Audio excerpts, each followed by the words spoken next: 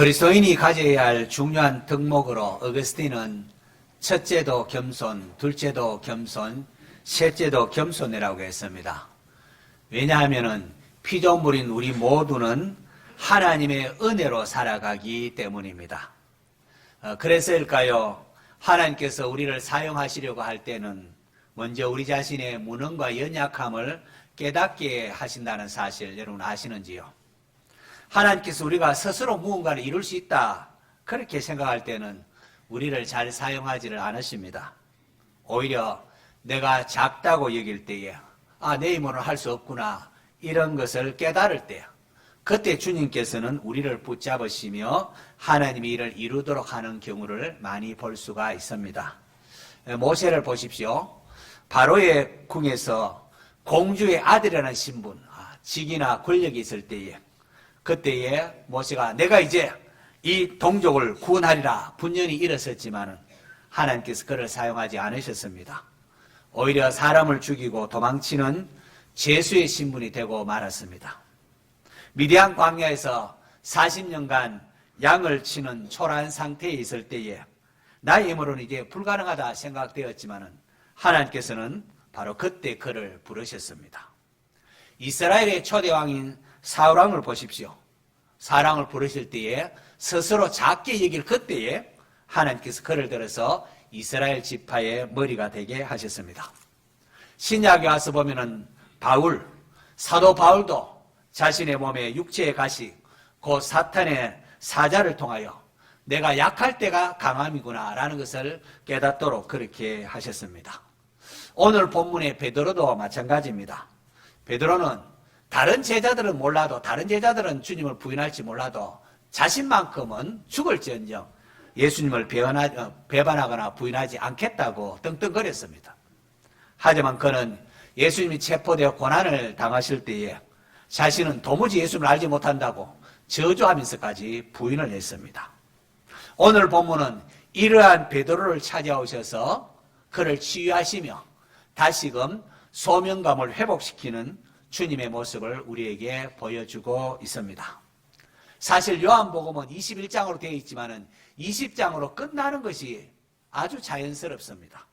여러분 20장 마지막 절 한번 볼까요? 30절 31절 예수께서 제자들 앞에서 이 책에 기록되지 아니한 다른 표적도 많이 행하셨으나 오직 이것을 기록하면 너희로 예수께서 하나님의 아들 그리스도이심을 믿게 하려 하며 또 너희로 믿고 그 이름을 힘입어 생명을 얻게 하려 함이니라. 이렇게 다 결론이 아주 자연스럽게 끝을 맺었습니다. 그런데 이 책 기록되지 않은 다른 표적도 많았지만 이것만 기록했다 하면서 끝을 맺었는데 그런데 뜬금없이 21장에 그 후에 예수께서 디베랴 호수에서 또 제자들에게 나타내신 일이 이러하니라 라고 하면서 21장이 첨부되어 있습니다. 왜 하나님께서는 요한에게 성령의 감동으로 마치 부록처럼 추신처럼 요한복음 21장을 추가로 그렇게 기록하도록 하셨을까요?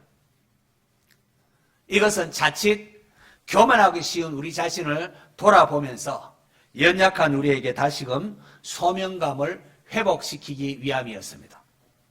저에게도 요한복음 21장은 영적 고향과 같이 여겨집니다. 타지에서 서럽고 힘들고 어려울 때면은 고향이 생각나지 않습니까? 그렇게 마치 고향이 생각나는 듯이 목회하다가 힘들고 지칠 때마다 요한복음 21장이 기록된 디베랴 호숫가의 제자들을 찾아오신 예수님의 모습을 떠올립니다. 예수님께서 제자들에게 물으셨습니다. 얘들아 너희에게 고기가 있느냐? 제자들이 대답합니다. 없나이다.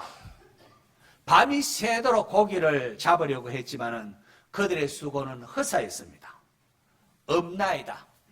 여러분 이것이 비단 디베랴 호숫가에 있었던 제자들만의 고백이겠습니까? 이 고백은 우리 인생의 실존을 잘 대변해 줍니다. 하나님을 떠난 인생의 모든 노력, 하나님을 떠난 해 아래의 모든 인생의 노력은 헛되니 모든 것이 헛되도다라 종결될 수밖에 없습니다. 죽음 앞에 설 때면 모든 게 헛되구나 고백할 수밖에 없습니다. 없나이다 하는 제자들에게 예수님께서는 그물을 배 오른편에 던지라 그리하면 잡히리라고 하십니다. 이에 제자들이 말씀에 순종하여 그물을 배 오른편에 던졌더니 물고기가 가득 되었습니다. 이를 통하여 예수님은 제자들에게 너희가 나를 떠나서는 아무것도 할 수 없음을 가르쳐 주신 것이죠. 예수님께서 피곤에 지친 제자들을 위하여 숯불과 생선 그리고 떡을 준비하십니다. 그리고 제자들에게 와서 조반을 먹으라고 하시면서 친히 떡과 생선을 제자들에게 먹이셨습니다. 그렇게 조반을 먹이신 후에 예수님께서 심중에 두신 말씀을 하십니다. 예수님께서 시몬 베드로에게 요한의 아들 시몬아 네가 이 사람들보다 나를 더 사랑하느냐라고 물으셨습니다.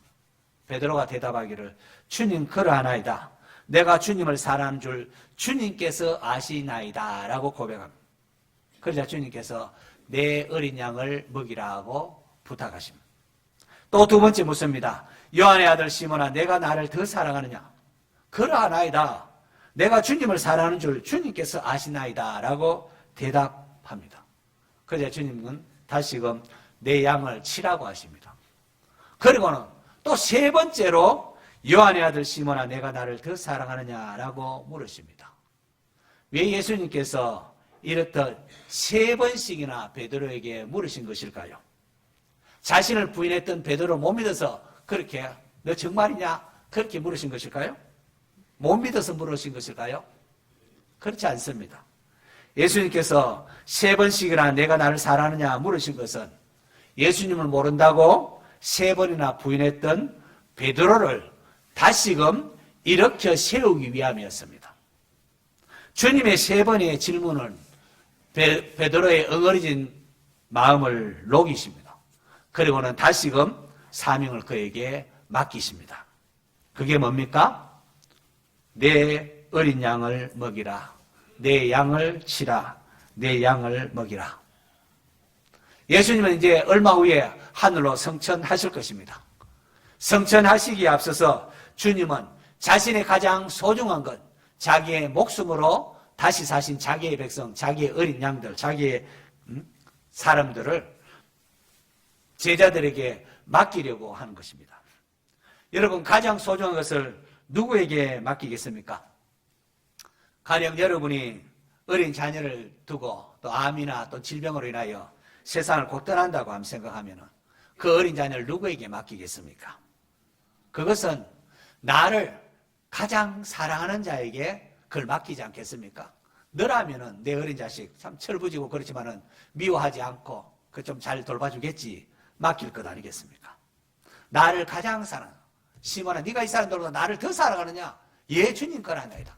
그렇다면은 내 어린 양을 먹이라. 자신이 가장 믿음한 사람에게 우리 내 자식 좀 부탁한다. 아직 어려서 철이 없지만은 그래도 미워하지 말고 꼭 좀 봐주렴. 그렇게 할 것 아니겠습니까?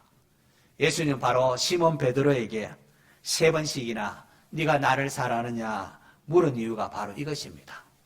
예수님은 베드로에게 세 번씩이나 자신을 향한 사랑을 확인하면서 내 어린 양을 먹이라고 부탁하시고 명령하시고 권면하십니다.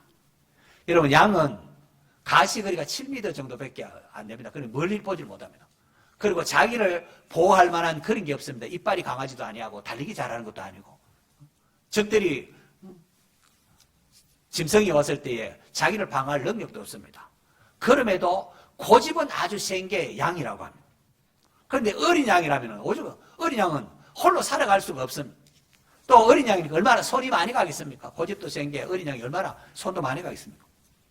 그렇게 예수님은 세 번씩이나 베드로에게 내가 나를 사랑하느냐 그렇게 물으시고는 그에게 내 어린 양을 부탁한다고 하신 겁니다. 여러분은 주님을 사랑하시는지요? 주님 사랑하십니까?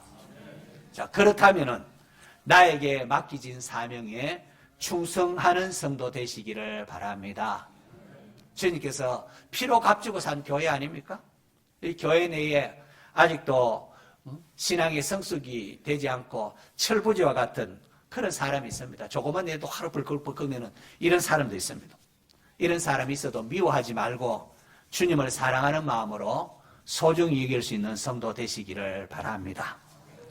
요한복음 21장 오늘 15절부터 읽었는데 바로 그 앞에 14절 보면은 이것은 예수께서 죽은 자 가운데서 살아나신 후에 세 번째로 제자들에게 나타나신 것이라고 했습니다. 부활하신 예수님은 제자들이 이미 두 번이나 나타나셨습니다. 예수님께서 십자가에 달려 돌아가신 후 안식 후 첫날 저녁 때에, 그날 저녁 때에 제자들에게 나타나셔서 너에게 평강이 있을지어다, 너에게 샬롬이 있을지어다 하고는 아버지께서 나를 보내신 같이 나도 너희를 보내노라 라고 하면서 복음 전파를 명하십니다. 그때 12제자 가운데 도마는 함께 있지 않았습니다. 그래서 8해 지나서 예수님께서 다시금 제자들이 집안에 도마를 포함한 제자들이 있을 때에 다시 부활의 주님께서 나타나셔서 너희에게 평강이 있을지어다 라고 하시고 자신의 부활을 의심하는 도마에게 도마야 네 손가락을 이리 내밀어 내 손을 보고 내 손을 내밀어 내 옆구리에 넣어보아라. 그리하여 믿음 없는 자가 되지 말고 믿는 자가 되라 라고 하셨습니다. 이렇듯 부활의 주님께서 제자들에게 두 번씩이나 나타나셨는데 부활의 주님을 목격했는데 왜 시몬 베드로와 또 도마를 포함한 이런 제자들이 물고기를 잡으러 갔을까요? 부활의 주님 봤는데 아버지께서 나를 보내니까 나도 너를 보내노라 말씀하셨는데 사명을 맡기셨는데 왜 나는 물고기나 잡으러 간다 하셨을까요? 그것은 예수님을 부인했던 예수님 부활을 의심했던 자신이 부끄럽고 죄송해서 아니겠습니까? 나 같은 자가 나같이 예수님을 부인하고 저주까지 했던 자가 어떻게 예수님의 제자라고 할 수 있으며 어떻게 나 같은 자가 복음을 전할 수 있단 말인가? 나는 물고기나 잡으러 가노라 그렇게 한 것입니다. 예수님께서 사람을 낚는 업으로 제자들을 불러주셨는데 온 인류를 구원할 교회의 초석이 되도록 그들을 세워주셨는데 제자들은 자신의 연약함을 보면서 나는 이제 고기 잡으러 가련다 하면서 예전에 고기 잡는 사람으로 이렇게 돌아가려고 한 겁니다. 부활의 주님께서는 이러한 제자들에게 세 번째로 다시금 찾아오셨습니다. 왜요? 이들을 격려하고 다시금 소명을 감당하도록 세우기 위함이었습니다. 나도 주님을 배반하고 넘어진 연약한 존재이다. 이 사실을 깨닫고 돌이킨 후에 다른 연약한 형제들을 섬기며 굳게 하기를 바라는 주님의 마음이 담겨져 있는 것입니다. 목회가 힘들고 지칠 때마다 또 삶이 힘겹고 또 넘어져 있는 자신을 볼 때 저는 요한복음 21장을 읽으며 내가 나를 사랑하느냐는 주님의 질문에 대답을 합니다. 주님, 내가 주님을 사랑하는 줄 주님께서 아시나이다. 이렇게 고백하면 주님께서 내 어린 양을 먹이라고 말씀하시는 것처럼 느껴집니다. 그래서 지금까지 목회를 하고 있습니다. 이것이 목회뿐이겠습니까? 원리적으로 모든 기독교인들은 각자에게 사명이 주어져 있습니다. 부모로서, 자식으로, 또 직장에서, 또 교회의 여러 직분으로서 우리 각자에게 맡겨진 사명이 있습니다. 꿈을 잃어버리고 낙심하신 분이 있습니까? 원래 내가 생각해서 이것이 아닌데 하면서 또 모든 일이 엉망이고 도처에 마음 상한 일이 있습니까? 그렇다면은 요한복음 21장에 디베랴 호숫가에 있던 제자들을 찾아오신 주님께 여러분의 마음을 한번 고백해 보시기를 바랍니다. 이 시간 요한의 아들 시므나라는 우리 찬양 부르면서 여러분의 마음을 주님께 고백하는 시간 되기를 바랍니다. 우리 같이 찬양하겠습니다.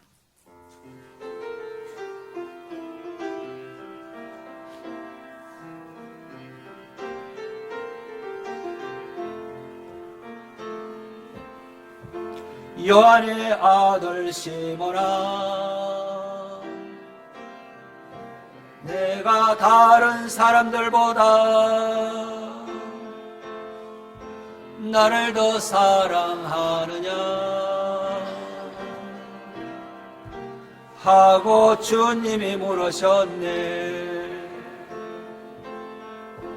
요한의 아들 시몬아, 내가 다른 사람들보다 나를 더 사랑하느냐 하고 주님이 물으셨네. 그때 나는 주께 대답했네.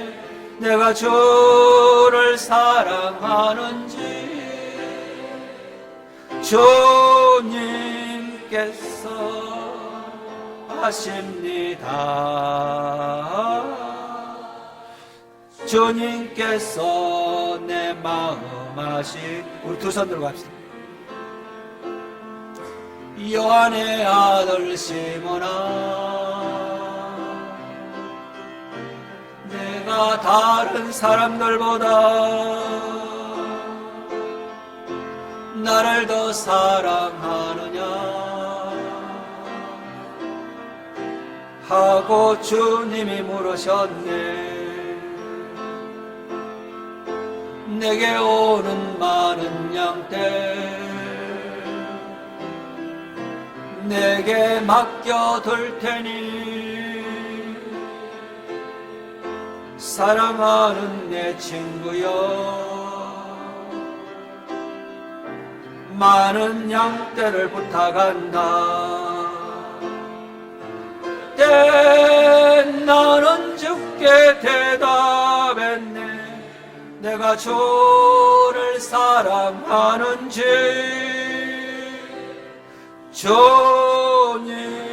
주님께서 아십니다. 주님께서 내 마음 아시리. 손 내려주십시오. 사랑하는 성도 여러분, 주님을 사랑하시는지요? 우리가 하나님 나라를 위하여 일한다고, 또 주님의 몸된 교회를 위하여 일한다고 하지만 얼마나 자주 넘어지고 낙심하는지요? 이러한 우리를 위하여 하나님께서는 사도 요한에게 요한복음 20장으로 끝을 맺지 말고 21장을 추가로 기록하도록 하신 겁니다. 예수님께서는 내 양을 먹이라 그렇게 부탁하신 후에 베드로에게 말씀하십니다. 추가적으로 18절 보시면은 내가 진실로 진실로 내게 이르노니, 요 진실로 아멘 아멘, 예수님의 아주 독특한 어법입니다. 내가 아멘 아멘 내게 이르노니, 내가 젊어서는 스스로 띠띠우고 원하는 곳으로 다녔거니와 늙어서는 내 팔을 벌리리니 남이 내게 띠띠우고 원하지 아니하는 곳으로 데려가리라. 진실로 진실로, 주님께서 특별히 중요한 것을 사용할 때 주님만이 사용하는 아주 독특한 어법으로 말하고 있습니다. 내 팔을 벌리리니, 이것은 당시 십자가의 처형을 완곡하게 표현한 내용입니다. 19절에 추가적으로 설명까지 합니다. 이 말씀을 하시면 베드로가 어떠한 죽음으로 하나님께 영광을 돌릴 것을 가르치심이라. 이 말씀을 하시고 베드로에게 이르시되 나를 따르라 하시니. 여러분, 요한복음서가 기록될 당시에는 베드로가 죽고 난 뒤입니다. 초대교회 역사가인 유세비우스와 또 몇몇 교부들의 전승에 따르면 베드로는 1세기 한 60년 초반에 네로 황제 때에 순교한 것으로 알려집니다. 십자가형을 거꾸로 해서 순교한 것으로 알려집니다. 1설에 따르면 베드로가 네로 황제의 그 핍박을 피해서 로마시를 빠져나갈 때에 주님께서 로마로 들어가는 환상을 베드로가 보았다고 합니다. 그때 베드로가 코바디스 도미니, 주님 어디로 가십니까? 물으니까, 그러자 주님께서 네가 버리고 간 내 양떼를 돌보기 위하여 내가 로마로 들어간다라고 했다고 합니다.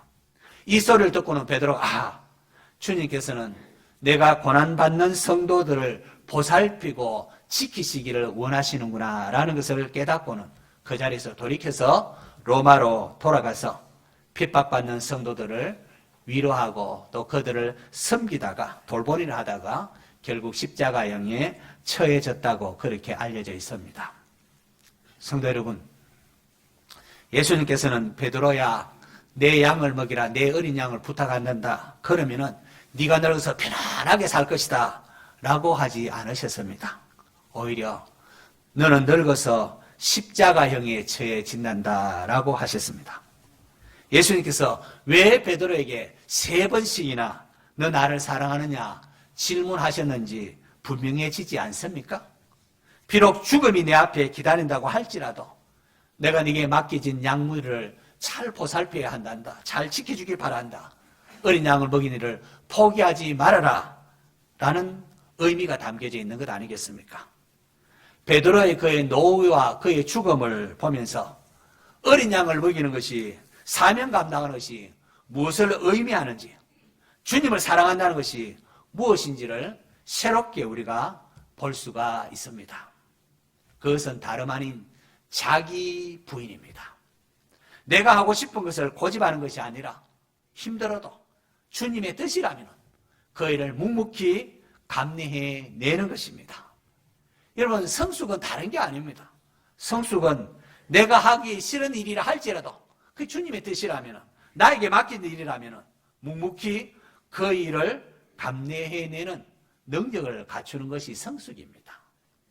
어릴 때는 막 내 고집대로입니다. 막 생떼를 뿌리고 안 되면 발버둥 치면서 무조건 내 뜻대로 돼야 된다고 하지 않습니까?